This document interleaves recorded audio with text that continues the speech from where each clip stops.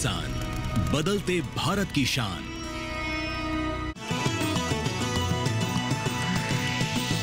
DD किसान, बदलते भारत की शान।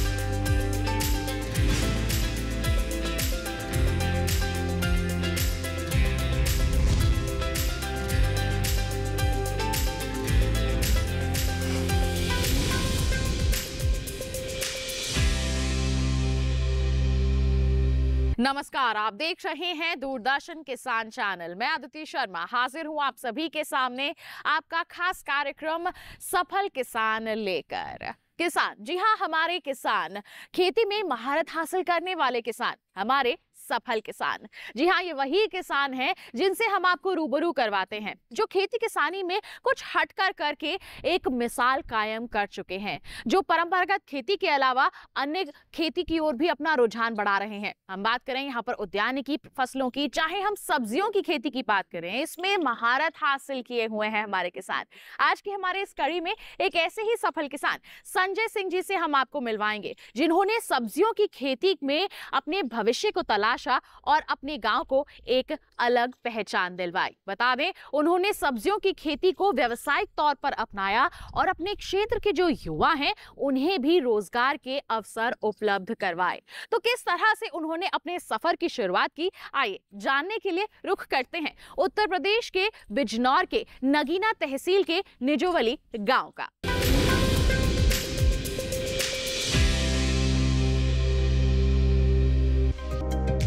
बिजनौर गंगा नदी के तट पर बसा उत्तर प्रदेश का एक जिला।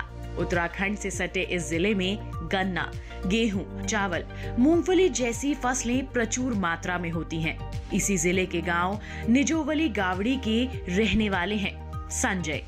आज हम बात करेंगे सफल किसान संजय की, जिन्होंने अपने गांव की जमीन में अपनी सोच और संसाधन के जरिए सब्जी वर्गीय पौधों की खेती को रोजगार के रूप में अपनाया और दूसरे लोगों के लिए मिसाल बन गए। क्षेत्र के किसानों के अलावा दूसरे गांव के किसान भी आज इनकी सब्जियों की खेती को देखने इनके गांव आते हैं। सब्जियों की खेती को रोजगार का अवसर बनाने वाले संजय सिंह कहते हैं, हम पहले गन्ने की खेती करते थे, गन्ने धान की खेती करते थे। अब हम सब्जी की तरफ चल रहे हैं। ये हमने वैज्ञानिक की तरफ से वैज्ञानिक संपर्क करा, उन्होंने बताई ज़्यादा कमाई की वजह से, आमदनी की वजह से हमने सब्जी की तरफ चले। हम इस समय बैंगन की सब्जी चल रही है हमारी। ये बैंगन हमारा मार्च में लगता है, मार्च में बीज की बुआई करते हैं और अप्रैल में हम लगा देते हैं इसे, जब से हमारा लगातार चल रहा है। परंपरागत धान गन्ने की फसल में अच्छा मुनाफा न होने से संजय ने नगीना के कृषि विज्ञान केंद्र के वैज्ञानिकों की सलाह पर सब्जियों की खेती प्रारंभ की। गन्ने गेहूं की कटाई के बाद वो खेतों में गोभी, करेला, लौकी, बैंगन आदि लगाते हैं, जिसमें उन्हें अच्छा मुनाफा मिलता है। जैविक खाद के प्रयोग से खेत में उगी सब्जियों को वो सीधे मंडी में भेजते हैं। इस बारे में संजय बताते हैं, ज्यादातर हम इस समय इस बार गोभी लगाने सोच रहे हैं कि ज्यादा गोभी में ज्यादा प्रॉफिट है, तो गोभी ज्यादा लगा रहे हैं। कुल हमारे पास खेती 35 बीघी जमीन है, 7 एकड़। सब में हमने अब गन्ना कम कर दिया है और सब्जी पे ज़्यादा ध्यान दिया है। सब्जी की तरफ ज़्यादा चल रहे हैं कि सब्जी में ज़्यादा प्रॉफिट है। खेती से अधिक लाभ प्राप्त करने के लिए वो अरबी की खेती भी करते हैं। अरबी की खेती के समय संजय इनके बीच में खीरा, लौकी जैसी सहफसली भी उगा लेते हैं। ऐसा करने से उन्हें नुकसान नहीं उठाना पड़ता। किसी एक फसल में मुनाफा नहीं होने पर दूसरी फसल में फायदा हो जाता है। अरबी की खेती से संजय को 40 से 50 हजार रुपए प्रति बीघे का लाभ होता है। ये अरबी की खेती मार्च में होती है। ये हम मार्च में लगाते हैं। इसके छोटे छोटे पीस लगाए जाते हैं अरबी के। इसमें पानी की बहुत ज़्यादा ज़रूरत पड़ती है, सबसे ज़्यादा ज़रूरत पानी की पड़ती है। इसमें बहुत पानी चाहिए, इसमें उसी से खेती होती है। बिना पानी की अरबी नहीं हो पाती। इसमें कोई सब्जी दूसरी भी लगा सकते हैं हम इसके अंदर। कोई खीरा लगा सकते हैं, या कोई लौकी लगा सकते हैं, या तोरी लगा सकते हैं, कुछ भी लगा सकते हैं। इसमें 2 फसल हो जाएगी, एक तो लौकी खीरे की और एक अरबी की। दोनों का रीजन लगाया जाए, इनका दोनों का जो उसका पत्ते का और उसका फल का, तो ये आराम से 40-50 हज़ार का इसका बेनिफिट बीघे का मिल जाता है। अरबी की खेती में लागत ज्यादा आती है। इसे देखते हुए संजय अरबी की खेती के साथ साथ खीरे की भी खेती करते हैं। आय को बढ़ाने के लिए वो हल्दी और मिर्च को लगाकर 1 लाख रुपए से अधिक की आय प्राप्त कर लेते हैं।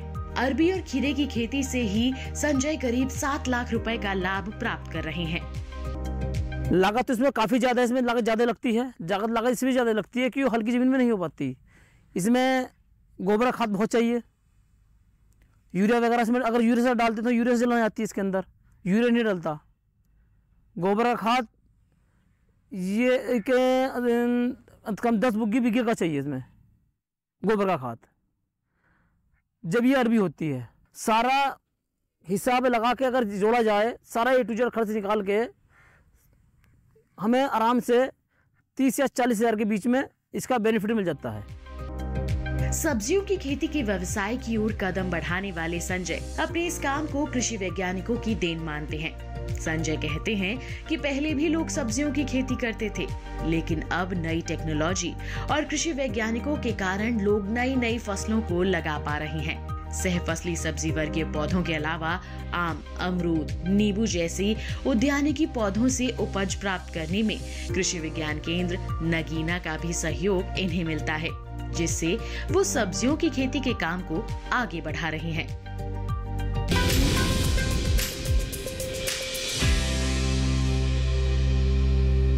यहाँ वक्त हो चला है कार्यक्रम में एक छोटे से ब्रेक का। आप कहीं मत जाइए। ब्रेक के बाद हम जानेंगे हमारे सफल किसान संजय सिंह जी की खेती के बारे में, कैसे वो गन्ने और धान की खेती कर रहे हैं, सब्जियों की खेती करके कैसे अपने मुनाफे को बढ़ा रहे हैं, इसके बारे में जानेंगे। बने रहिए दूरदर्शन किसान पर, देखते रहिए कार्यक्रम सफल किसान।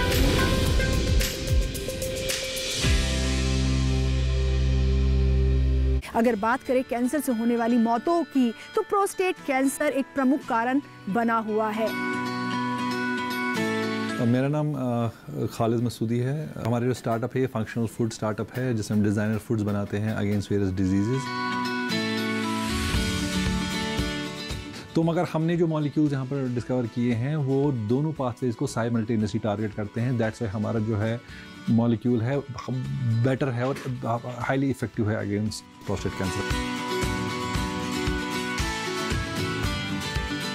देखिए कृषि स्टार्टअप इस शनिवार रात 9:30 बजे और पुनः प्रसारण सोमवार शाम 4 बजे, सिर्फ डीडी किसान पर।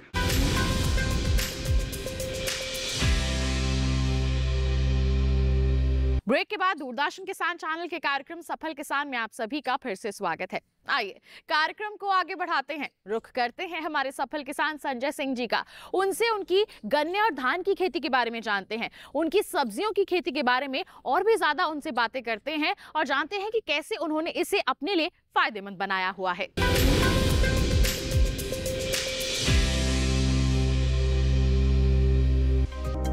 खेतों में रसायनों के बढ़ते प्रयोग के चलते मृदा का स्वास्थ्य लगातार खराब हो रहा है। मिट्टी की उत्पादन क्षमता प्रभावित हो रही है। वैसे तो बिजनौर की मिट्टी काफी उपजाऊ है, लेकिन रसायनों के प्रयोग का असर मिट्टी पर पड़ा है। इसे देखते हुए संजय गन्ने के खेत में जैविक खाद का ही प्रयोग करते हैं। 4 फीट की दूरी पर लगने वाले गन्ने के पौधों के बीच में वो प्याज, धनिया और मिर्च की फसल ले लेते हैं, जिससे उनकी लागत का खर्च निकल जाता है। गन्ना अब गेहूं काट कर अप्रैल में बोया जाता है, लेकिन जो मार्च में बोया जाता है गन्ना, वो ज़्यादा बेनिफिट होता है। वो गन्ना मार नहीं, बारिश में बरसात जब ज़्यादा होती है तो वो मार नहीं खा पाता। अप्रैल का बोया गन्ना मार खा जाता है। इसकी 2 फीट की दूरी का रखते हैं हम। वैसे ट्रांस विधि से भी लगा पाते हैं, 4 फीट की दूरी से भी रखा है।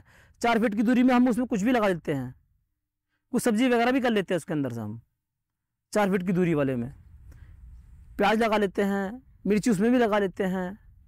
कुछ हमारा इनकम हो जाती है हमारी, कुछ उसमें खर्च निकल जाता है गन्ने का।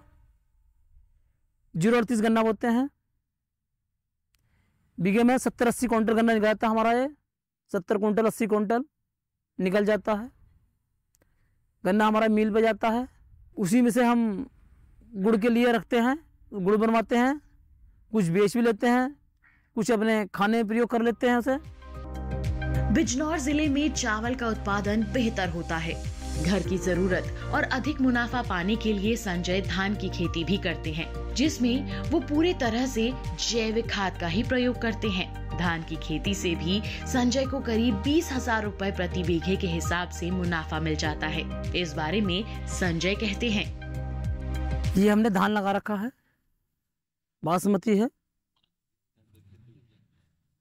1121 का धान है नंबर इसका।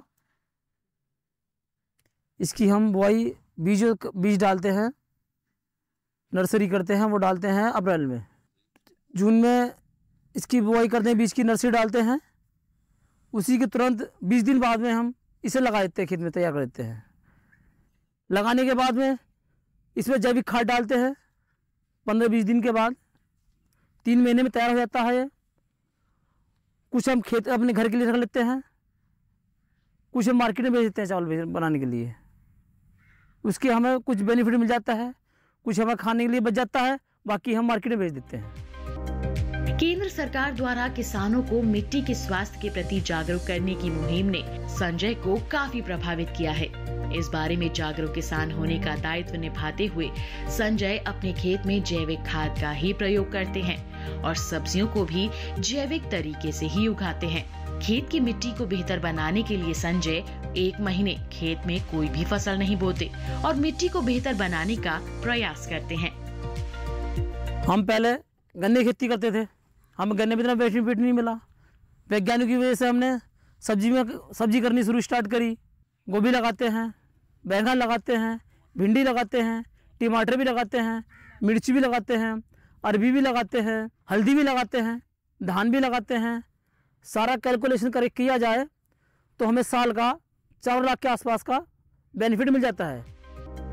खेत में प्रयोग किए जाने वाले जैविक खाद को तैयार करने के लिए संजय ने गाय भी पाल रखी है, जिसके गोबर और गौमूत्र का प्रयोग वो जैविक खाद और जैविक कीटनाशक बनाने में करते हैं।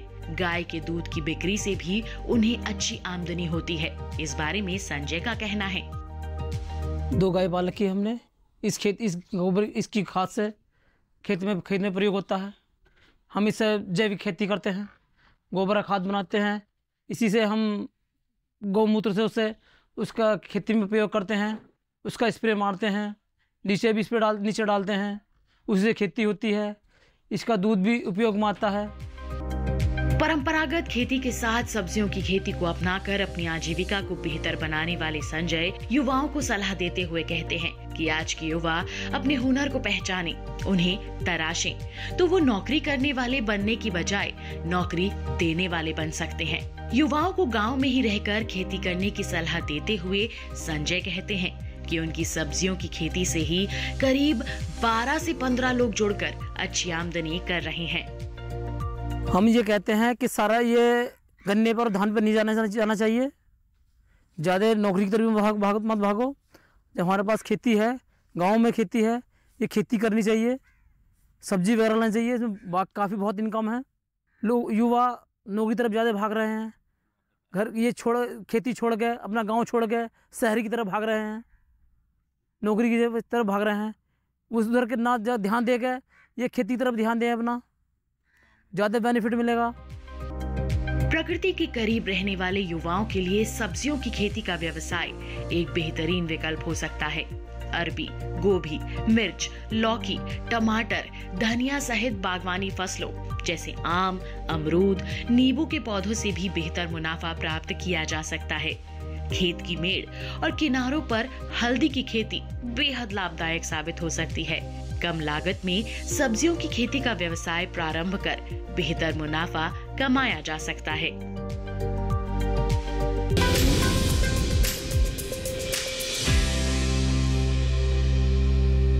कार्यक्रम में फिलहाल वक्त हो चला है एक और छोटे से ब्रेक का। आप कहीं मत जाइए। ब्रेक के बाद हम जानेंगे कि कैसे बिजनौर जैसे इलाके में केवीके निरंतर प्रयासरत है किसानों को सब्जियों की खेती के लिए प्रोत्साहित करने के लिए, कैसे किसानों को सशक्त बनाने के लिए केवीके लगातार प्रयास कर रहा है। बने रहिए दूरदर्शन किसान पर, देखते रहिए कार्यक्रम सफल किसान।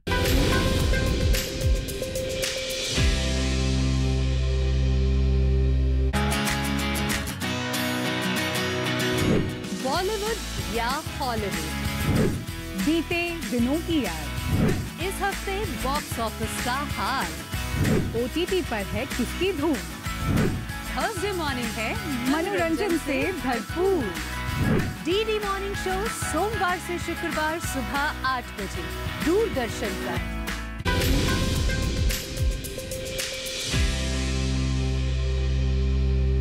ब्रेक के बाद दूरदर्शन किसान चैनल के कार्यक्रम सफल किसान में आप सभी का फिर से स्वागत है।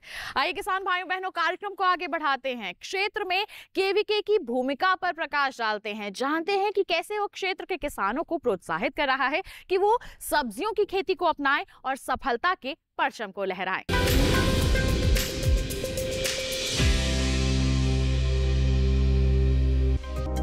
पिछले कुछ सालों में भारत ने दुनिया भर में एक प्रमुख कृषि प्रधान देश की इमेज बनाई है और ये संभव हुआ है देश के विभिन्न क्षेत्रों में काम कर रहे कृषि विज्ञान केंद्रों की ओर से युवाओं और किसानों को मिलने वाले कृषि संबंधी मार्गदर्शन से। बिजनौर में संजय को सब्जियों की खेती को बढ़ाने में केवीके के अधिकारियों का प्रयास कामयाब रहा। इस बारे में बता रहे हैं कृषि विज्ञान केंद्र के फसल सुरक्षा वैज्ञानिक डॉक्टर पिंटू कुमार। हमारे एक बहुत ही महत्वपूर्ण किसान श्री संजय सिंह जी रहते हैं। उनका जो है अपना खेत है जिसपे वो विविध तरह की फसलें उगाते हैं। मैं बताना चाहूँगा आपको कि पहले वो गन्ने की खेती करते थे, लेकिन जैसे ही उन्होंने देखा कि गन्ना 1 वर्ष की फसल है, उसे देखते हुए कृषि विविधीकरण पर उनका ध्यान गया और उन्होंने उसमें सब्जी की फसलों का समावेश किया। जैसे आप देख पा रहे हैं कि वो हल्दी की फसल भी उगा रहे हैं और साथ ही साथ अरबी, बैंगन, धान, गन्ना, ये कई तरह की फसलें उनके खेत पे देखने को मिल रही हैं हम लोगों को। मैं बताना चाहूँगा कि कृषि में बढ़ी हुई लागत को कम कैसे करें, इस पर उनका ध्यान गया और अक्सर वो हमारे यहाँ केंद्र पर आते हैं, सलाह लेते हैं कि किस तरह से कीड़े बीमारियों को हम कम खर्च में नियंत्रित कर सकते हैं। तो हमारे द्वारा उनको बताया गया कि प्राकृतिक खेती में हम लोग बहुत सारे उत्पाद बनाते हैं। जैसे आपका 10 पर्णी अर्क है, कीड़ों के लिए उनको मारने के लिए हम प्रयोग करते हैं। फ्री का है, अपने घर पे हम उसको बना सकते हैं। साथ ही साथ अग्न्यास्त्र है, ब्रह्मास्त्र है, सोठास्त्र है और आपका खट्टी छाछ है जो हम फंगस के लिए इस्तेमाल करते हैं। जितनी भी फंगल डिजीज जाती हैं उनके लिए सोठास्त्र और हम जो है आपका खट्टी छाछ का इस्तेमाल करते हैं। मैं बताना चाहूँगा कि इससे ये जो हमारे उत्पाद हैं, इन्हें लगातार प्रयोग करने से खेत की जो जीवाश्म तो बढ़ा ही बढ़ा है, साथ ही साथ उनकी लागत भी कम हुई है, क्योंकि इनको आप बिना खर्च के अपने घर पे ही बना सकते हैं। नर्सरी के मामले में किसानों की बेहतरी के लिए कृषि विज्ञान केंद्र लगातार प्रयास कर रहा है। इसके अधिकारी युवाओं को नर्सरी के व्यवसाय की ओर मोड़ने और नर्सरी के माध्यम से किसानों का मुनाफा बढ़ाने की दिशा में काम कर रहे हैं। विभाग से जुड़ी उद्यान वैज्ञानिक डॉक्टर प्रतिमा गुप्ता कहती हैं कि सब्जियों की खेती करना एक सरल और लाभकारी व्यवसाय है। संजय जी के गाँव में आए हुए हैं, जिन गाँव का नाम है निजोर अली गांवड़ी, और यहाँ पर हम देख रहे हैं कि जो परंपरागत फसलों के अलावा भी इन्होंने बहुत सारी उद्यान की फसल भी लगा के रखे हुए हैं। उद्यान की फसलों में जैसे मैं देख पा रही हूँ, इन्होंने अरबी लगा रखा है, हल्दी की खेती हो रही है, मिर्च की खेती हो रही है, साथ ही साथ बैगन की खेती हो रही है। तो इससे यह पता चलता है कि ये सह फसली खेती भी करते हैं, परंपरागत फसलों के साथ साथ सह फसली खेती भी करते हैं। और कहीं ना कहीं ये हमारे किसानों के लिए एक विकल्प भी है अच्छा मुनाफा का, कि इस खेती को करने के बाद इन्हें अच्छा मुनाफा मिल सकता है, अच्छा लाभ प्राप्त कर सकते हैं। आज के दौर में युवाओं, विशेषकर ग्रामीण युवाओं के लिए अरबी, हल्दी सहित सब्जियों की खेती का व्यवसाय एक अच्छा व्यवसाय बन रहा है। इससे रोजगार के अवसर बढ़ते हैं। संजय की अरबी, हल्दी और सब्जियों की खेती को रोजगार का एक अच्छा विकल्प बताते हुए केवीके के वैज्ञानिक डॉक्टर के सिंह कहते हैं, कृषि विज्ञान केंद्र जो प्रयास करता है कि हमारे हर किसान की प्रतिदिन की इनकम होनी चाहिए और प्रतिदिन का रोजगार होना चाहिए। अगर प्रतिदिन का रोजगार खेत में पैदा हो रहा है और प्रतिदिन की इनकम हो रही है तो वह किसान संपन्न और सुखी होगा। क्योंकि हमारा बिजनौर जनपद गन्ना बाहुल्य, बासमती धान और गेहूं का बाहुल्य एरिया है। इस फसल को हम छोड़ नहीं सकते, लेकिन हम इस फसल के साथ अपने किसान की जो आमदनी है उसको कैसे बढ़ाई जा सके, कैसे उसको और अच्छा किया जा सके, इसके लिए हमारा कृषि विज्ञान केंद्र, हम सभी लोग प्रयास करते हैं कि हमारा जो मेन फसल गन्ने है, गन्ने के साथ हमको सब्जी में आना है, सब्जियों को सह फसल के रूप में लेना है। और जो फसल के रूप में अगर नहीं ले पाते हैं, जैसे बरसात में जो सब्जियां लगाते हैं हम लोग, तो उन सब्जियों के बाद फिर हम गन्ने की बुआई कर सकें। गन्ने की बुआई के साथ साथ हम क्या कहते हैं सरसों, मसूर और गेहूं की बुआई करें। कहने का मतलब है हमारा सीधा सीधा कि हम सभी लोग का यह प्रयास होना चाहिए, हम लोग प्रयास ये भी करते हैं कि हमारे जनपद के किसान सुख और समृद्धि को प्राप्त करें। उसके लिए अपने जो मेन फसल है धान, गन्ना, गेहूं, उसको न छोड़ें। उसके साथ साथ जो हमारा कृषि विज्ञान केंद्र, हम सभी लोग मिलकर जो नई तकनीकी बताते हैं कि कैसे हमको नई तरह की सब्जियां अपनी खेती में लाना है, जिससे कि हमको उसके अतिरिक्त आमदनी मिले। और साथ ही साथ हमारा यह सबसे बड़ा उद्देश्य यह है कि हम सभी लोग मिल करके, हमारा कृषि विज्ञान केंद्र पूरा मिल करके, जो किसान अगर सब्जी की खेती नहीं कर पा रहे हैं तो वह गन्ने की या दूसरी फसलें जो हैं उसके साथ और क्या ले सकते हैं, हम उनको उसकी भी जानकारी दें। आज के दौर में जैविक सब्जियों की मांग देश के हर हिस्से में तेजी से बढ़ रही है। ऐसे में युवा सब्जियों की खेती को अपनाकर अधिक आय प्राप्त कर एक अच्छा स्रोत विकसित कर सकते हैं। किसान कृषि विभाग की सहायता से सब्जियों की खेती का व्यवसाय कर अच्छा मुनाफा कमा रहे हैं।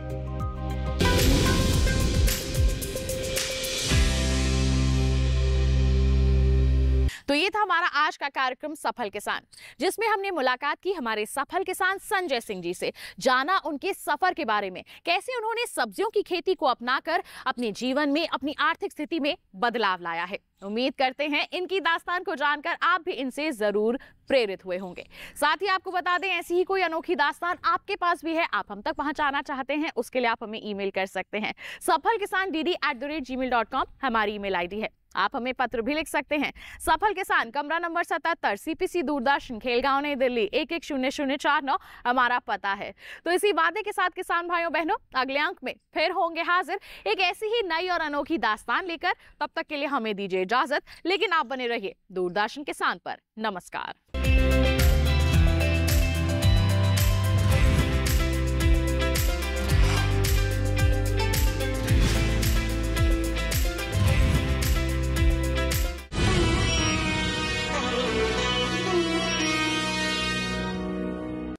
नमस्कार किसान भाइयों और